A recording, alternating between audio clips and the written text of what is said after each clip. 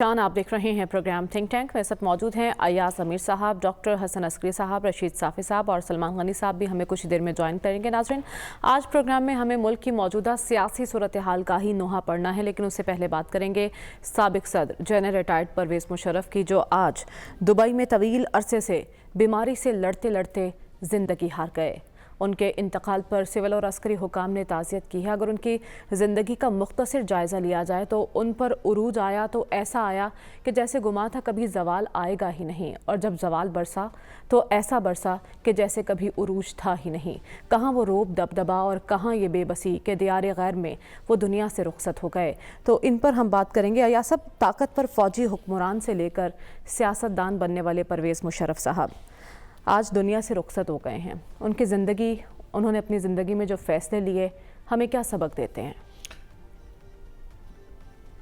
एक तो सबसे बड़ा सबक ये है कि जो तसलसल या इस्तेकाम पाकिस्तान में आना चाहिए वो हमें नसीब नहीं होता। हमारी तंग नज़री इतनी है।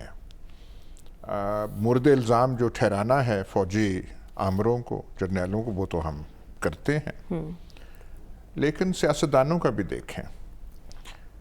मुशर्रफ साहब आर्मी चीफ कैसे बने थे? आर्मी चीफ थे जनरल जहांगीर करामत, लायक, पढ़े लिखे, शरीफुल नफ्स। अगर किसी सिविलियन हुकूमत को कोई आर्मी चीफ चाहिए होता तो बिल्कुल वो उनसे बेहतर कोई आदमी नहीं था। जनरल जहांगीर करामत एक तकरीर कर बैठे नेवल स्टाफ कॉलेज में, यहाँ लाहौर ही, उसकी तशहीर हो गई। और उस ज़माने में नवाज शरीफ साहब टार्जन बने हुए थे। मंसूर उल हक, एडमिरल मंसूर उल हक को निकाल चुके थे, तो उन्होंने कहा कि सिविलियंस, इन्होंने बुलाया जनरल जहांगीर करामत को, मरी में मीटिंग हुई कि ये आपको नहीं कहना चाहिए था। शरीफ आदमी थे, उन्होंने कहा कि मैं इस्तीफ़ा दे देता हूँ। कहते फिर आप दे दें। किसी को एक्सटेंशन मिलनी चाहिए थी तो वो जहांगीर करामत थे। अच्छा। सिविलियन प्राइम मिनिस्टर के लिए उनसे बेहतर कोई आर्मी चीफ हो नहीं सकता था। उन्हें जबरदस्ती एक्सटेंशन देनी चाहिए थी। इन्होंने ये टार्जन बने हुए थे कि हमने निकालना है। आगे इनको समझ नहीं थे आर्मी चीफ किसको लगाना है। लॉबिंग वहाँ शुरू हो गई। एक दो नाम भी हैं, किडवाई साहब हैं, एक दो और हैं, चौधरी निसार का भी रोल है, उनका भाई डिफेंस सेक्रेटरी था। इन्होंने कहा कि ये जो हैं, जो हिंदुस्तान से हिजरत करके आए थे, इनका यहाँ पे सपोर्ट वगैरह नहीं होगी। और जनरल मुशर्रफ के फरिश्तों को नहीं पता, सीनियरिटी को नज़रअंदाज किया गया। सीनियर थे अली कुली खान। अली कुली खान थे, क्या कहते हैं, जनरल जहांगीर के क्लोज थे, चीफ ऑफ जनरल स्टाफ थे। लायक आदमी, कॉम्पिटेंट आदमी मियाँ नवाज शरीफ, कायदे अवाम, कायदे मोहतरम, लायक आदमी को बर्दाश्त करना उनके मिजाज में था ही नहीं। ठीक। अली कुली खान को वो बना नहीं सकते थे, तो लामहाला उन्होंने जनरल मुशर्रफ को बना दिया। और फिर जो हुआ वो हम जानते हैं। ये जो उन्होंने बाद में 12 अक्टूबर का किया था, कारगिल का ऑपरेशन शुरू हुआ था बगैर सिविलियन लीडरशिप को एतमाद में लिए जी। तो भाई एक्शन लेते तो तब लेते ना, कहते कि भाई किसके कहने पे आपने ये किया है, हम लेंगे।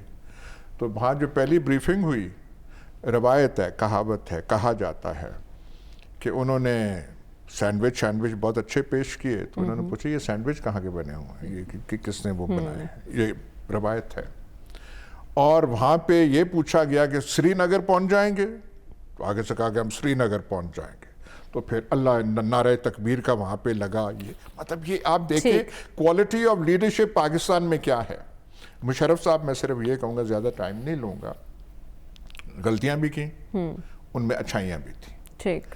4 मिलिट्री डिक्टेटर्स जो रहे हैं उनमें सबसे टॉलरेंट जनरल मुशर्रफ थे। अच्छा।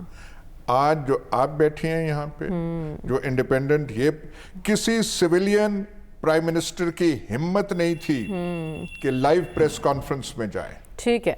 लाइव प्रेस कॉन्फ्रेंस में पहले सरबराह जो गए वो परवेज़ मुशर्रफ थे, अपने पे उन पे एतमाद था।